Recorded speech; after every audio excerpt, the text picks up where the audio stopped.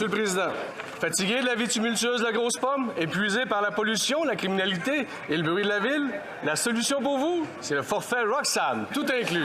Un autobus gratuit vous amènera vers Plattsburgh où vous attend un taxi vers le fabuleux chemin Roxham. Une fois traversé, logement, aide sociale, soins de santé et l'école pour vos enfants vous seront offerts gracieusement.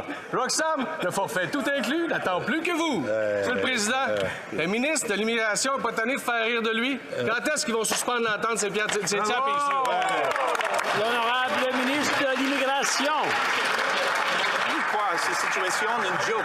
C'est important pour participer dans le débat dans cette Chambre avec une approche sérieuse. Notre gouvernement a collaboré avec la province de Québec et continué les négociations pour moderniser l'entente avec les États-Unis pour proposer une solution permanente.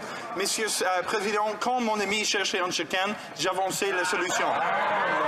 L'honorable député de Lac-Saint-Jean. On va être sérieux, Monsieur le Président. Nous avons le devoir moral d'accueillir les demandeurs d'asile. C'est une question d'humanité. Si la vie d'une femme ou d'un homme est en danger dans son pays d'origine, nous devons répondre à leur appel à l'aide.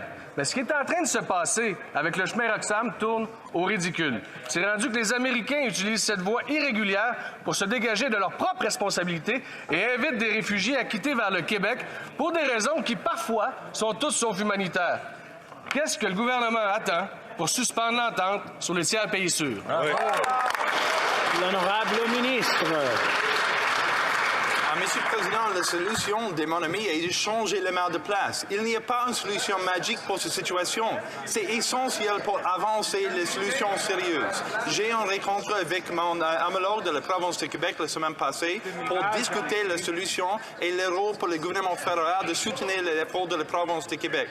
En même temps, notre gouvernement continue nos efforts pour moderniser l'entente avec les États-Unis. Il s'agit d'une situation sérieuse et nous allons continuer de la traiter avec le sérieux qu'elle mérite. Saint-Jean. Contrairement, Monsieur le Président, au ministre de l'Immigration, je trouve pas que c'est un mal lorsque je parle des migrants. Mais pendant que New York ship cet autobus vers Roxham, il y a des tragédies qui se déroulent aussi. La presse nous apprenait ce matin que des dizaines d'enfants seuls traversent à Roxham. Des enfants aussi jeunes que 10 ans et non accompagnés. Ça, c'est pas une blague. Le gouvernement le sait depuis des années. En 2018, ils ont même ajouté une équipe pour s'occuper des enfants. Des mineurs qui traversent la forêt en hiver, au péril de leur vie. C'est pas une blague. Laisser faire ça, c'est complètement irresponsable. Qu'est-ce qu'il va falloir qu'il se passe pour que ce gouvernement trouve une façon sécuritaire d'accueillir les demandeurs d'asile, incluant ces enfants-là? L'honorable ministre du Patrimoine canadien. Monsieur le Président, mon collègue a raison dans ses propos, mais ça pose des questions sur sa première question, Monsieur le Président. Je connais mon collègue du Bloc québécois, j'ai beaucoup de respect pour lui. Je sais le sérieux qu'il met dans tout ça. Mais c'était pas le temps de faire des blagues, Monsieur le Président. C'était pas le temps de faire des blagues lors de sa première question lorsqu'il s'agit d'enfants, il l'a dit tantôt, qui traversent seuls, lorsqu'il s'agit d'hommes, de femmes, enfants déracinés, qui quittent leur pays dans des conditions extrêmement difficiles, Monsieur le Président. Et s'il y a un moment où c'est pas le temps de faire des blagues, c'est lorsqu'on parle de migrants qui souffrent et on doit être là pour les appuyer. Exact. Nous essayons de faire comprendre à ce premier ministre qu'il doit renégocier l'entente des pays tiers sûrs avec les Américains afin de régler le problème du chemin Roxham. Mais au lieu de prendre la situation à bras-le-corps, il laisse la situation s'empirer. Et maintenant, on apprend que la Ville de New York donne des billets gratuits aux migrants pour qu'ils viennent vers le Nord, qu'ils rentrent directement au chemin Roxham pour venir au Canada.